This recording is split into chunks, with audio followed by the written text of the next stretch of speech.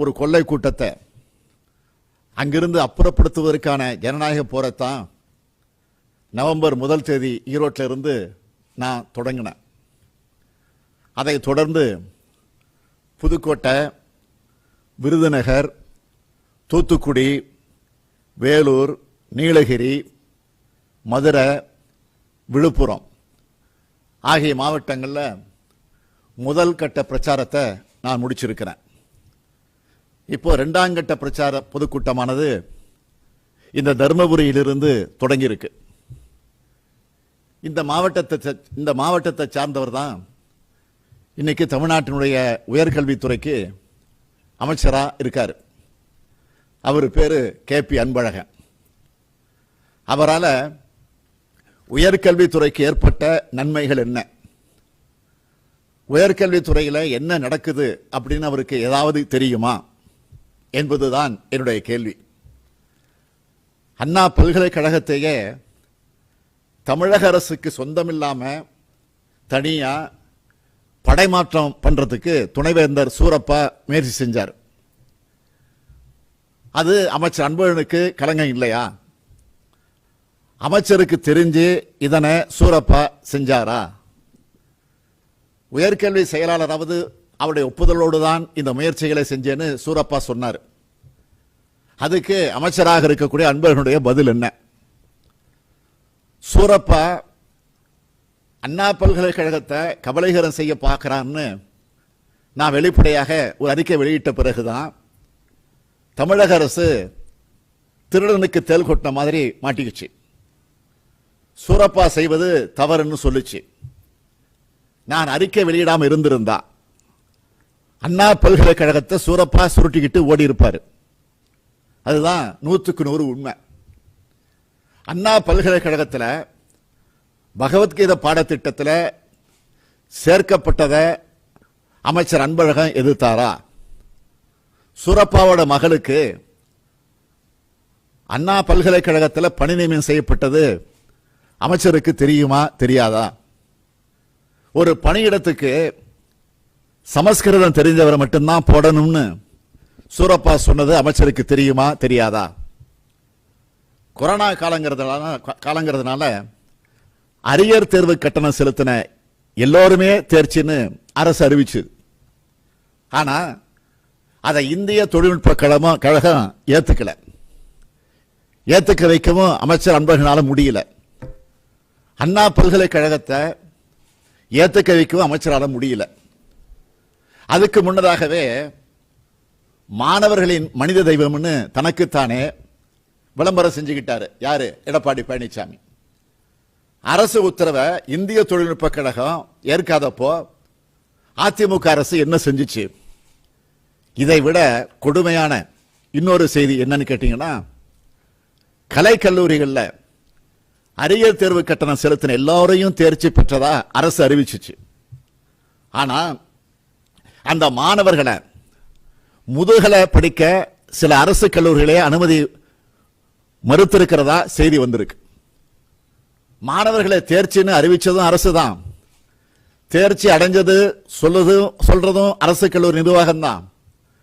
அப்படின்னா இந்த அரசாங்கத்துக்கு நிரந்தரமான கொள்கைன்னு எதுவுமே கிடையாதா?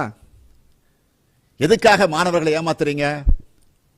புதிய கல்விக் கொள்கையை இந்த அரசு ஏத்துக்குது. ஆனா உயர்கல்விக்கு ஏராளமான தடைகளை அந்த கல்வி முறை கொண்டு வரப்போகுது. அவங்க எதிர்க்கல. எல்லா கல்லூரிகளுக்கும் நுழைவுத் தேர்வை கொண்டு வர போறாங்க. அத கல்வி அமைச்சராக இருக்கக்கூடிய அன்பழகன் எதிர்க்கல. துணைவேந்தர் நியமனத்தில் ஊழல்னு ஆளுநர் பன்வாரிலால் புரோஹித் சொன்னார்.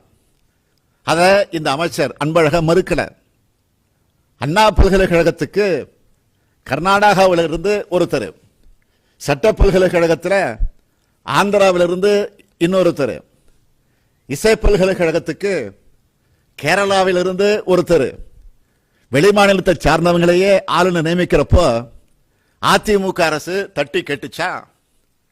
கொரோனா சிகிச்சைக்காக அண்ணா பல்கலைக்கழகத்தை நோயாளிகள் தங்க வைக்கப்படும் முகாமாக சென்னை மாநகராட்சி அறிவிச்சது. ஆனால் அதை அண்ணா பல்கலைக்கழகம் ஏத்துக்கல. உயர்கல்வித்துறை அமைச்சருக்கு இருக்கிற அதிகாரம் இவ்வளவுதான். அமைச்சர் அன்பழகன் தன்னுடைய பதவி காலத்தில் உயர்கல்வித்துறையையும் காப்பாத்தல, தனது அமைச்சர் பதவிக்கான அதிகாரத்தோடையும் செயல்படல. மொத்தத்தில் அமைச்சர்னு சொல்லிக்கிற மாதிரி எதையுமே அவர் செய்யல. கொரோனா காலமா இருக்கிற காலத்தினால தான் பல்லாயிரக்கணக்கான மக்களை ஒரே இடத்துல கூட்டுறது சரியாக இருக்காது. அப்படிங்கிறதுனால தான் இப்ப காணொலி மூலமாக இத்தகைய கூட்டங்களை ஒருங்கிணைச்சு நாம தொடர்ந்து நடத்திக்கிட்டு இருக்கிறோம். இதுதான் ஆளும் அதிமுக அரசுக்கு அளவுக்கு மீறி எரிச்சலையும் கோபத்தையும் கொந்தளிப்பையும் ஏற்படுத்தியிருக்கு. எந்த சூழ்நிலையாக இருந்தாலும் சரி, திராவிட முன்னேற்ற கழகத்தினுடைய செயல்பாட்டை தடுக்க முடியல அப்படிங்கிறத காரணத்தினால ஆத்திரத்தில் முதலமைச்சர் எடப்பாடி பழனிசாமி வார்த்தைகளில் வன்மத்தை சேர்த்து கொட்ட ஆரம்பிச்சிருக்கிறார். அவருடைய பேச்சை கேட்டு எனக்கு கோபம் வரல. எடப்பாடி பழனிசாமிக்காக நான் உள்ளபடியே பரிதாபப்படுறேன். ஆத்திரம், ஆணவம் அவருடைய கண்ணை மறைக்குது. நாற்காலியை விட்டு இறங்க போறவங்க அப்படிங்கிற கோபம் வருது, நாக்க தடமுறல வைக்குது. கடந்த வாரம் தென் மாவட்டங்களுக்கு சுற்றுப்பயணம் போயிருக்காரு எடப்பாடி பழனிசாமி அவர்கள். அதிமுகவோட நாளாந்தர பேச்சாளர் மாதிரி ரொம்பவும் தரந்தாழ்ந்து பேசியிருக்கிறார். என்ன பேசியிருக்காரு? தூத்துக்குடியில் அமைதியான முறையில் ஊர்வலம் போன பொதுமக்கள் மேல துப்பாக்கி சூடு நடத்தி 13 பேர் சுட்டுக் கொல்லப்பட்ட சம்பவத்துக்கு பிறகு 2 வருஷம் கழிச்சு தூத்துக்குடிக்கு போயிருக்கிறாரு பழனிசாமி. 2 வருஷமா அந்த பகுதிக்கே போகாதவர், 2 முறை தன்னுடைய பயணத்தை ரத்து பண்ணவர், அங்க போய் தூத்துக்குடி துப்பாக்கி சூடு நடக்க ஸ்டாலின் தான் காரணம் அப்படின்னு சொல்லி இருக்கிறார். 13 பேர் பச்சை படுகொலை செய்யப்பட்ட பிறகும் பழனிசாமி திருந்தலுங்கிறதுக்கு அவரை விட அவரோட இந்த பேச்சு தான் இன்னைக்கு உதாரணமாக இருக்கு. 13 பேர் கொல்லப்பட்ட, நூற்றுக்கணக்கானவன் காயம்பட்ட அந்த கொடூரம் பழனிசாமி ஆட்சியில தான் நடந்துச்சு. ஆனால் அதுக்கு ஸ்டாலின் தான் காரணம் அப்படின்னு பழனிசாமி சொல்றார். தமிழ்நாட்டு மக்களை எதுவும் தெரியாத அப்பாவிகள்னு அவர் நினைக்கிறார். இந்த கொடூர கொலைகள், இந்த கொலைகளை மக்கள் மறந்திருப்பாங்கன்னு அவர் நினைக்கிறாரா? மாபாதக கொலை குற்றத்தை அரசியல் குற்றச்சாட்டாக திசை திருப்புறதுக்கு பழனிசாமி முயற்சி பண்றாரு. அதனாலதான் இப்படி திட்டமிட்டு பேசுறாரு. 13 பேர் கொலைக்கு ஸ்டாலின் தான் காரணம்னா அந்த 13 பேர் வீட்டுக்கு போய் ஆறுதல் சொல்றக்கூடிய துணிச்சல் பழனிசாமிக்கு இருந்துச்சா? ஏன் போகல? அதிகாரம் பொருந்திய முதலமைச்சர் பழனிசாமி தன்னுடைய போலீஸ் பாதுகாப்போடு அந்த 13 பேரோட வீட்டுக்கு போக முடியுமா? அதுக்கான அருகதை அவருக்கு இருக்கா? தூத்துக்குடிக்கு போகவே பயந்தவர் தான் செல்லக்கூடிய பாதையில கடைகளெல்லாம் மூட வச்சுட்டு தலையெல்லாம் மறைச்சிக்கிட்டு ஓடுன கோழை மாதிரி தான் இந்த பழனிசாமி தூத்துக்குடிக்கு போன அவரை வழிமறிச்சு மாரீஸ்வரிங்கிற ஒரு சகோதரி, மாற்றுத்திறனாளி ஒரு பெண், அவர் ஒரு மனு கொடுத்திருக்கிறார். அவருக்கு 1 மணி நேரத்தில் பழனிசாமி வேலை கொடுத்தாராம். இப்படி ஒரு செய்தியை நானும் ஊடகங்களில் பார்த்தேன். இந்த நாடகத்துக்குள்ள நான் போக விரும்பல. உங்க நாடகத்தின் மூலமாக ஒரு தமிழ் சகோதரிக்கு, அந்த சகோதரிக்கு வேலை கிடைச்சிருக்கு, அதுல உள்ளபடியே நான் மகிழ்ச்சி அடைகிறேன். அந்த வேலை பெற்றிருக்கக்கூடிய மாரீஸ்வரிக்கு என்னுடைய வாழ்த்துக்களையும் தெரிவிச்சுக்க விரும்புகிறேன். ஆனால் தூத்துக்குடி துப்பாக்கி சூட்டில் உயிரிழந்த குடும்பத்தினர் முதலமைச்சரை மொத்தமா சந்திக்கணும்னு கேட்டப்போ முதலமைச்சரையே அவங்களை சந்திக்கல. தங்களது குடும்பத்துக்கு தகுதிக்கு ஏற்ற, படிப்புக்கு ஏற்ற வேலை தரணும்னு 10 முறைக்கு மேல மனு கொடுத்து ஏன் வேலை தரல? கண்துடைப்புக்காக ஒரு சிலரை மட்டும் சந்திச்சு அனுப்புனது ஏன்? என்ன பயம்? மக்களை சந்திக்க பயப்படுகிற பழனிசாமி முதலமைச்சர், அந்த பழனிசாமி நாற்காலியிலே உட்கார என்ன தகுதி இருக்கு? தருமபுரியில வேளாண் கல்லூரி மாணவிகள் ஹேமலதா, கோகிலவாணி, காயத்ரி ஆகிய 3 பேரையும் பேருந்துலேயே வச்சு எரிச்சு கொண்ட கொடூர சம்பவம் இன்னமும் ஆறாத வடுவாகத்தான் எல்லோரு மனசுலையும் பதிஞ்சிருக்கு. அந்த கொலையாளிகளை எடப்பாடி பழனிசாமியோட அரசு விடுதலை செஞ்சிச்சு. ஆனா பேரறிவாளன் உள்ளிட்டோரை விடுதலை பண்றதுக்கு மட்டும் எடப்பாடி பழனிசாமி மௌனம் காப்பது ஏன்? ஆக இரட்டை வேடம் போடுவது என்ன காரணம்? அவர் முதலமைச்சராக ஆகிறதுக்கு தமிழ்நாட்டு மக்கள் வாக்களிக்கல. ஜெயலலிதா இறந்து போனதால், சசிகலா சிறைக்கு போனதால் முதலமைச்சராக ஆனவர் தான் இந்த பழனிசாமி. தன்னால மறுபடியும் வெற்றி பெற முடியாது, மறுபடியும் முதலமைச்சராக முடியாதுன்னு அவருக்கு நல்லா தெரியும். அதனாலதான் வாய்க்கு வந்தபடி பேசிக்கிட்டு இருக்கிறாரு. ஸ்டாலின் என்ன சாதனை செஞ்சிருக்கிறாரு அப்படின்னு கேட்கிறாரு எடப்பாடி பழனிசாமி. ஸ்டாலின் என்ன சாதிச்சாங்கிறது தமிழ்நாட்டு மக்களை கேளுங்க, அவங்களுக்கு தெரியும். நான் செஞ்சிருக்கிற சாதனைகளை பற்றி தமிழ்நாட்டு மக்களுக்கு தெரியும். சென்னை மாநகரத்தினுடைய மேயராகவும், உள்ளாட்சித்துறை அமைச்சராகவும், துணை முதலமைச்சராகவும் நான் இருந்த காலத்தில் மகத்தான சாதனைகளை செஞ்சவங்கிறத நெஞ்சில நிமிர்த்தி என்னால் சொல்ல முடியும். இது தமிழ்நாட்டு மக்களுக்கு தெரியும். தமிழ்நாடே தெரியாத பழனிசாமிக்கு இது தெரிஞ்சிருக்க வாய்ப்பே கிடையாது. 25 ஆண்டு கால இடைவெளிக்கு பிறகு நடந்த சென்னை மாநகராட்சியினுடைய தேர்தலில் 50 லட்சம் மக்களுடைய வாக்குகளை பெற்று மக்களால் தேர்ந்தெடுக்கப்பட்ட முதல் மேயருங்கிற பெருமை எனக்கு உண்டு. ஸ்டாலின் என்ன சாதிச்சார்னு கேட்கிற முதலமைச்சர் அவர்களே, மிஸ்டர் பழனிசாமி அவர்களே, சென்னையில் நீங்கள் பயணிக்கிற பாலங்கள் எல்லாத்தையும் கட்டுனது இந்த ஸ்டாலின் தான் என்கிறத உங்களுக்கு நினைவூட்ட கடமைப்பட்டு இருக்கிறேன். நீங்க தலைநகர் சென்னையில் எங்க சுத்தினாலும் நான் கட்டிய பாலங்கள் மேலதான் நீங்க பயணம் செய்யணுமே தவிர வேறு வழி கிடையாது. ஒண்ணு இல்ல, நான் இன்னும் சொல்றேன், ஒன்றல்ல ரெண்டல்ல 9 பெரிய மேம்பாலங்கள், 49 குறும்பாலங்களை கட்டினவன் நான். பட்டியல் போட்டு சொல்ல முடியும். என்னால மாநில அரசோட நிர்வாகத்தையும் மாநகராட்சி நிர்வாகத்தையும் ஒரே நேர்கோட்டில் இணைச்சவன் நான். ஒவ்வொரு நாளும் மலை போல் குவிகிற குப்பைகளை உடனடியாக அதை அப்புறப்படுத்துவதற்கு கனரக வாகனங்கள், துப்புரவு இயந்திரங்கள் மூலமாக குப்பை அகற்றக்கூடிய திட்டம், துப்புரவு தொழிலாளர்கள் மற்றும் அவங்க குடும்பங்களுக்கு மருத்துவ நலத்திட்டம், 302 கிலோமீட்டருக்கு சென்னை போக்குவரத்து சாலைகள், 2023 கிலோமீட்டருக்கு உட்புற சாலைகள், சென்னை முழுவதும் பேருந்து நிறுத்த நிழற்குடைகள், 81 ஓய்வு பூங்காக்கள், 18 சாலையோர பூங்காக்கள், 47 குடியிருப்பு விளையாட்டு திடல்கள், சென்னை மருத்துவமனைகள் மூலமாக 83,34,076 புறநோயாளிகளுக்கு இலவச மருத்துவ சிகிச்சை, வருமுன் காப்பும் திட்டம், அதன் மூலமாக 2,50,000 பேருக்கு நோய் தடுப்பு சிகிச்சை, பிரசவ காலத்தில் குழந்தைகளையும் தாய்களையும் காப்பதற்காக 93 தாய் சேய் நல மருத்துவ கூடங்கள், கொத்தவால்சாடியில் இருந்து கோயம்பேட்டிற்கு வணிக சந்த மாற்றம், பல கிலோமீட்டர் சாலைகளுக்கு அமைக்கப்பட்ட மழைநீர் வடிகால்கள், மாநகராட்சி வரலாற்றிலேயே முதல் முறையாக மழலையர் பள்ளிகள் தொடங்கப்பட்டுச்சு. மாநகராட்சி பள்ளிகளை 100% தேர்ச்சிக்கு பெற வச்சோம். இந்தியாவிலேயே முதல் முறையாக நாடாளுமன்ற சட்டமன்ற உறுப்பினர்களுக்கு வழங்கப்படுவது போல மாநகராட்சி கவுன்சிலர்களுக்கு ஆண்டுக்கு 5 லட்சம் ரூபாய் வார்டு வளர்ச்சி நிதி வழங்கப்பட்டுச்சு. மாநகராட்சி வரலாற்றிலேயே முதல் முறையாக பெண்களுக்கு 33% இடஒதுக்கீடு வழங்கப்பட்டுச்சு. ஆக இப்படி பல்வேறு திட்டங்கள் சென்னையை சிங்கார சென்னையாக ஆக்கணுங்கிற கனவை நினைவாக்கியவன் நான். இத நான் சொல்லிக்கிறது இல்லை, ஏன்னா அது சென்னை மக்களுக்கு நன்றாக தெரியும். பயன்பெற்றவங்கெல்லாம் பாராட்டிக்கிட்டு இருக்கிறாங்க. ஆனால் எதையுமே செய்ய முடியாத பழனிசாமி போடுறவங்க தொடர்ந்து குறை சொல்லிக்கிட்டு இருக்கிறாங்க. 2006 முதல் உள்ளாட்சித்துறை அமைச்சர், 2009 முதல் துணை முதலமைச்சராக இருந்த காலத்தில் செய்த சாதனைகள்.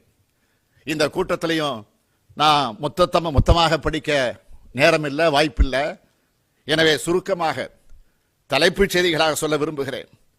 உள்ளாட்சியில மக்களை இணைக்கிற வகையில உள்ளாட்சி விழாக்கள், சிறப்பாக செயல்படக்கூடிய உள்ளாட்சிகளுக்கு உத்தமர் காந்தி விருது, வரலாற்றிலேயே முதல் முறையாக உள்ளாட்சி துறைக்கு மாநில அரசு நேரடி வருவாயிலிருந்து 31% நிதி ஒதுக்கீடு, இந்திய அளவில் 6310 கிராமங்களுக்கு வழங்கப்பட்ட நிர்மல் பிராஸ்கர் விருதை தமிழகத்திலிருந்து மட்டும் சுமார் 1474 கிராமங்கள் அள்ளி குவித்தன.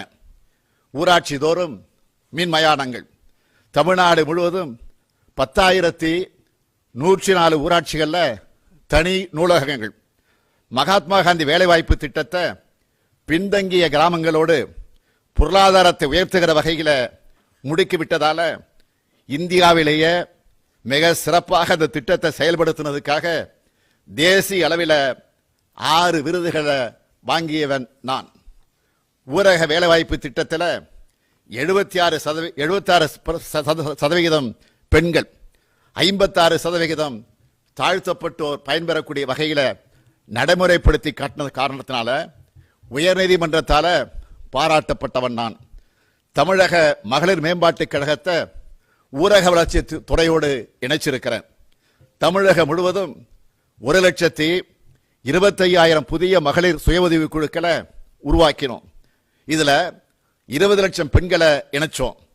இதன் மூலமாக சுமார் 4,000 கோடி ரூபாய் சுழல் நிதியை என் கரங்களாலேயே அந்த பெண்களுக்கு வழங்கி இருக்கிறேன். மகளிர் சுய உதவி குழுக்கள் மூலமாக 2,568 கோடி ரூபாய் வங்கி சேமிப்பு உருவாகுவதற்கு வித்திட்டேன்.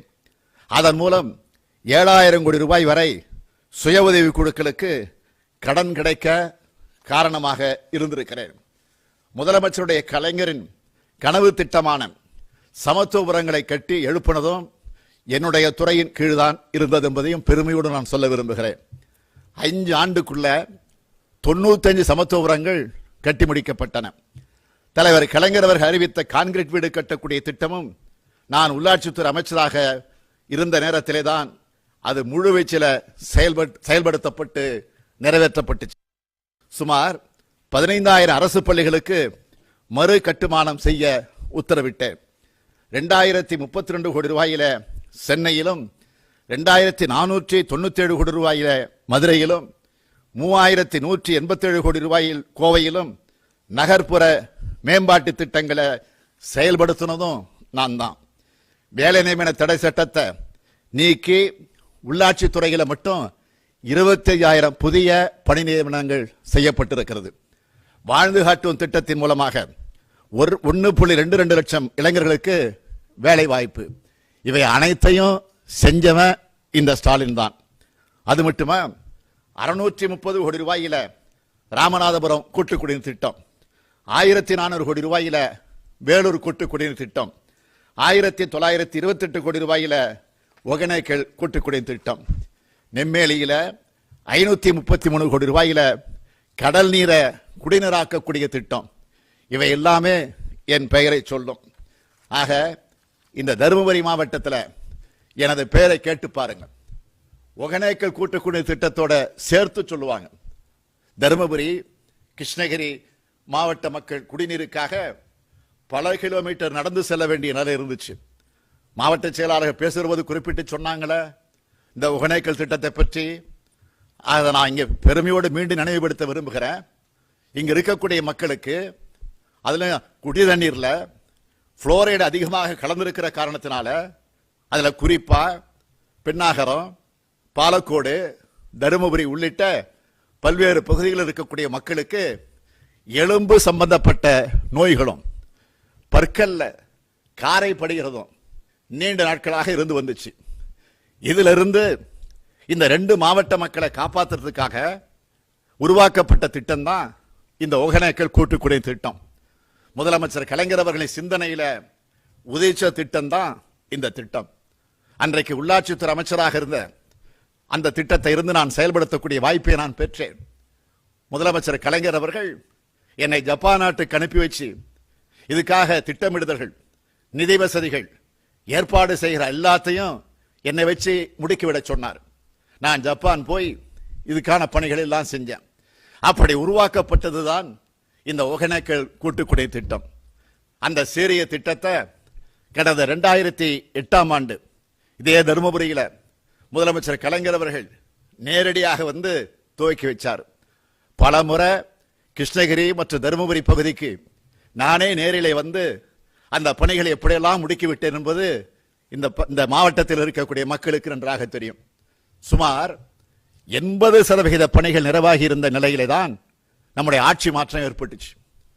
3 நகராட்சிகள், 17 பேரூராட்சிகள் மற்றும் 18 ஊராட்சி ஒன்றியங்கள் இருக்கிற 6755 ஊரக குடியிருப்புகள் பயன்பெறக்கூடிய வகையில் உருவாக்கப்பட்ட மகத்தான திட்டம் தான் இந்த திட்டம். இந்த திட்டத்தை பின்னர் ஆட்சிக்கு வந்த அதிமுக அரசு என்ன செஞ்சிச்சு? முடக்கி வச்சது. திமுக துவக்கி வச்சது ஒரே ஒரு காழ்ப்புணர்ச்சியின் காரணமாக அந்த பணிகளை அப்படியே கிடப்பில் போட்டாங்க. பின்னர் பல்வேறு போராட்டங்களை நாம நடத்தினோம். அதற்கு பிறகு வழி இல்லாமல் இந்த திட்டத்தை செயல்படுத்த வந்தாங்க. எந்த ஒகேனக்கல் கூட்டுக்குடி திட்டத்தை நான் தொடங்கி வச்சேனோ, ஜப்பானுக்கு போய் அடிப்படை பணிகளை செய்து கொடுத்தேனோ, சுமார் 80% பணிகளை முடிப்பதற்கு காரணமாக இருந்தேனோ, அந்த ஒகேனக்கல் கூட்டுக்குடி திட்டத்தை செயல்படுத்துங்கன்னு வலியுறுத்தி நானே நேரடியாக வந்து போராட வேண்டிய சூழ்நிலையை ஏற்படுத்தி இருக்கக்கூடிய இரக்கமற்ற அரசு தான் இந்த அதிமுக அரசு. மக்களோட குடிநீர் தேவைகளுக்காக கொண்டு வந்த திட்டத்தை கூட அரசியல் நோக்கத்தோடு முடக்கிய மிக மோசமான அரசு தான் இந்த அதிமுக அரசு. ஒகேனக்கல் கூட்டு குடிநீர் திட்டத்தால லட்சக்கணக்கான மக்களின் குடிநீர் தேவை பூர்த்தியாகணும் கூட பார்க்காம, இதனால திமுகவுக்கு பெருமை கிடைச்சிரும், கலைஞருக்கு சிறப்பு வந்துடும், ஸ்டாலினுக்கு பேர் கிடைச்சிரும் என்கிற குறுகிய நோக்கத்தோட அரசியல் நடத்துகிற சிறுமதியாளர்கள் கையில கோட்டை சிக்கி இருக்கு. அதனாலதான் நாம் தமிழக மீட்போம் என்று அந்த தலைப்பை பயன்படுத்தி முழங்க வேண்டிய அவசியம் நமக்கு ஏற்பட்டு இருக்கு. இந்த தருமபுரி கிருஷ்ணகிரி மாவட்ட மக்களது குடிநீர் தேவையை பூர்த்தி செய்ய ஒகேனக்கல் கூட்டு குடிநீர் திட்டத்தை தொடங்கினது கழக அரசு. மகளிர் சுய உதவி குழுக்கள் அமைச்ச போது அதை தொடங்கி வைக்கிற விழாவை இதே தருமபுரி மாவட்டத்தில் அதகப்பாடியிலே தான் நம்முடைய முதலமைச்சராக இருந்த கலைஞர் அவர்கள் அதை தொடங்கி வைச்சார். தருமபுரியிலிருந்து சேலம் போற வழியில் தொப்பூர் பகுதியில் வளைவுகள் காரணமாக அதிக விபத்துக்கள் நடந்துச்சு. அதை தடுக்கிறதுக்காக மத்திய அரசு உதவியோட சுமார் 6 கிலோமீட்டர் தூரத்துக்கு இருவழி பாதையா அந்த பகுதியை மாற்றினவர் முதலமைச்சராக இருந்த தலைவர் கலைஞர் அவர்கள். தருமபுரி மாவட்டத்தில் பள்ளிக்கூடங்களை அதிகரித்து அதை செயல்படுத்தி காட்டினவர் முதலமைச்சராக இருந்த கலைஞர் அவர்கள். திமுக ஆட்சியிலே தான் 426 மேல்நிலை நீர்த்தேக்க தொட்டிகள் அமைக்கப்பட்டுச்சு. பஞ்சப்பள்ளி அணையிலிருந்து பாலக்கோடு மாரண்டள்ளி சுற்றுவட்டார கிராம மக்கள் பயன்பெறக்கூடிய வகையில திட்டம் தீட்டி குடிநீர் தேவையை நிறைவு செஞ்சது திமுக அரசு. ஆனால் உயர்கல்வித்துறை அமைச்சரான KP அன்பழகன் பஞ்சப்பள்ளி குடிநீர் திட்டத்திற்கு தருமபுரிக்கு வர்றதாக சொல்லி அதை நிறுத்திட்டதாக இன்னைக்கு மக்கள் புகார் சொல்லிட்டு இருக்கிறாங்க. அரூர் சட்டமன்ற தொகுதிக்குட்பட்ட வள்ளிமலைதுறை அரூர் சட்டமன்ற தொகுதிக்குட்பட்ட வள்ளிமதுரை அணை கட்ட உருவாக்கி விவசாயிகளை பயன்பெற காரணமாக இருந்தது திராவிட முன்னேற்ற கழகத்துடைய அரசு. அனுமந்த தீர்த்தம் தரைப்பாலத்தை மேம்பாலம் ஆக்கியதும் திமுக அரசு. மொரப்பூர் ரயில் நிலையம் அருகே மேம்பாலம் அமைய காரணமாக இருந்தது திமுக அரசு. மொரப்பூர்ல கூட்டுறவு மேலாண்மை பயிற்சி நிலையத்தை முதலமைச்சர் கலைஞர் அவர்களே நேரடியாக வந்து திறந்து வைச்சார். அரூர்ல ஒரு புதிய வட்டார போக்குவரத்து அலுவலகம் திறந்து வைக்கப்பட்டுச்சு. அரூர்ல ஒருங்கிணைந்த மாவட்ட நீதிமன்றம் புதுசா உருவாக்கப்பட்டுச்சு. இப்படி கழக ஆட்சியில் செய்யப்பட்ட சாதனைகளை நான் சொல்லிக்கொண்டே இருக்க முடியும். ஆனால் அதிமுக ஆட்சியில புதிய திட்டமும் இல்லை, கொடுத்த வாக்குறுதியும் அவங்க நிறைவேற்ற முன்வரல.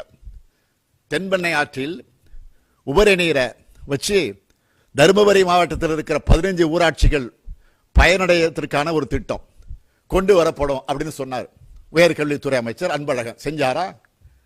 இல்ல. 5 வருஷம் ஆச்சு, எதுவும் செய்யல.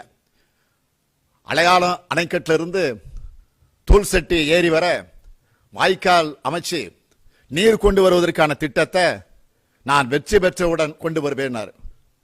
கடந்த 2021 ஆண்டு சட்டமன்ற தேர்தலின் போது பாலக்கோடு தொகுதியில போட்டியிட்ட KP அன்பழகன் சொன்னார், 10 வருஷம் ஆச்சு. செஞ்சாரா? இல்ல, எதுவும் செய்யல.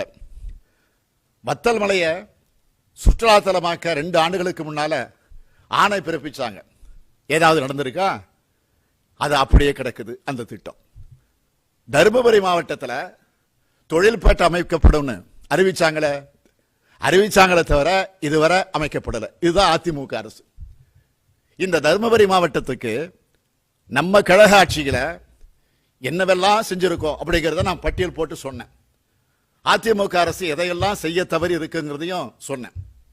இதுதான் திமுகவுக்கு அதிமுகவுக்கு இருக்கக்கூடிய வேறுபாடு. திமுகவுடைய சாதனைகளை என்னால அடுக்கி சொல்ல முடியும். ஆனால் தன்னோட சாதனைகளை சொல்லாம வெறும் வாய் வீரம் மட்டும்தான் அதிமுகவால் காட்ட முடியும். அதிமுக மீதான ஊழல் பட்டியலை நாங்க கூட கொண்டு போய் கவர்னரிடத்தில் கொடுக்கல. சின்னையா இருக்காரு, இப்ப மாநிலங்களவை உறுப்பினராக இருக்கிறார்.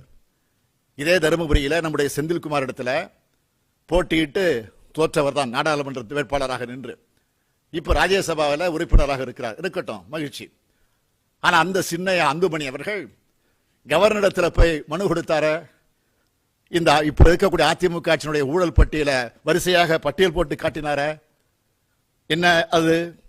கிரானைட் ஊழல், சட்டவிரோதமான தாதுமணல் கொள்ள, ஆற்று மணல் ஊழல், மின்துறை ஊழல், மின் திட்டங்களை செயல்படுத்துறதுல தேவையில்லாத தாமதம், 3600 மெகாவாட் மின் திட்டங்களை செயல்படுத்துறதுல தாமதம், மின்சார கொள்முதல்ல ஊழல், கட்டுமான மற்றும் கட்டட அனுமதி வழங்குறதுல ஊழல், பொது விநியோகத்துக்கான பருப்பு கொள்முதல் செய்யறதுல ஊழல், முட்டை ஊழல், ஆவின் பால் ஊழல், ஒப்பந்தங்கள் ஊழல், போக்குவரத்து துறை பணியாளர்கள் நியமனத்தில் ஊழல், கோக் ஆலைக்கு அனுமதி வழங்குறதுல ஊழல், கல்வித்துறை நியமனத்தில் ஊழல், பசுமை வீடு கட்டும் திட்டத்தில் ஊழல், மது விற்பனையிலே ஊழல், ஊழல் மற்றும் நிர்வாக சீர்கட்ட ஊக்குவிக்கிற நிழல் அரசாங்கம் என்று இவ்வளவு பெரிய ஊழல் பட்டியலை கொடுத்து அதிமுக அரசு மேல நடவடிக்கை எடுக்க சொன்னது யாரு?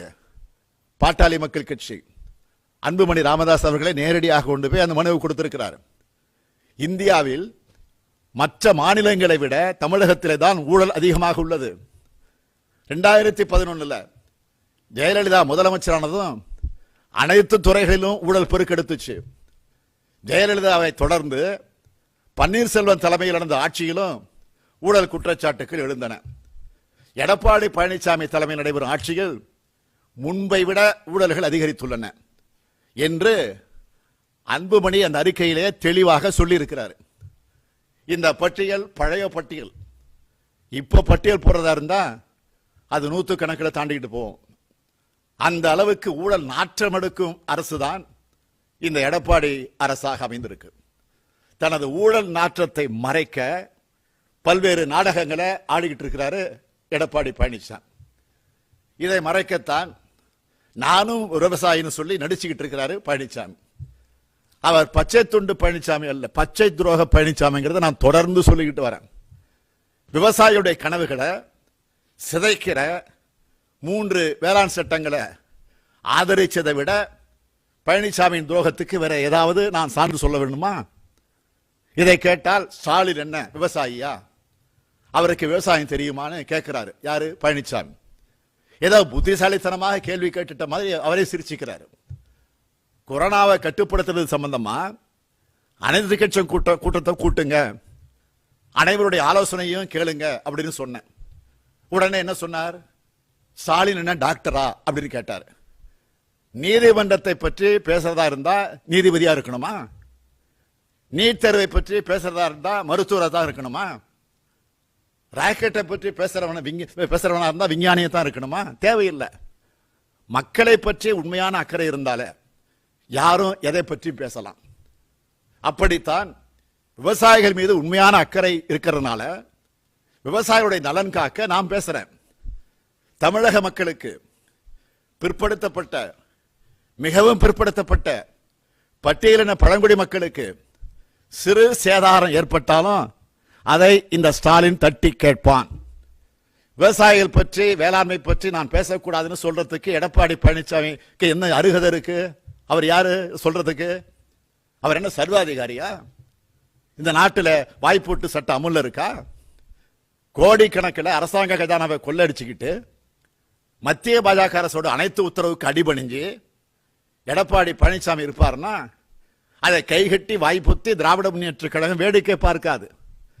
தந்தை பெரியார் அவர்களோ, பேரறிஞர் அண்ணா அவர்களோ, முத்தமிழக தலைவர் கலைஞர் அவர்களோ அப்படி எங்களை வளர்க்கல.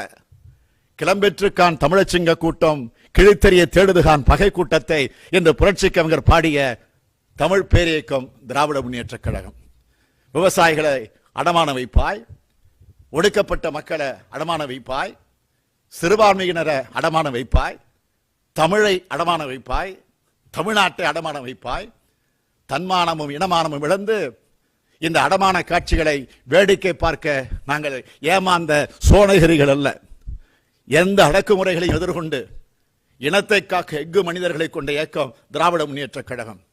ஒரு கையால் எதிரிகளின் பகை முடிப்போம், மறு கையால் தமிழினத்திற்கு வாழ்வளிப்போம், வெற்றி பெறுவோம். அதிகமான கோட்டையிலே நீங்கள் எடுக்கும் சூளுரை சென்னை கோட்டையிலே எதிரொலிக்கும் நாள் வெகு தொலைவிலே இல்லை. எனவே நான் உங்கள் அனைவருக்கும் மீண்டும் ஒரு முறை நன்றி கூறி விடைபெறுகிறேன். வணக்கம்.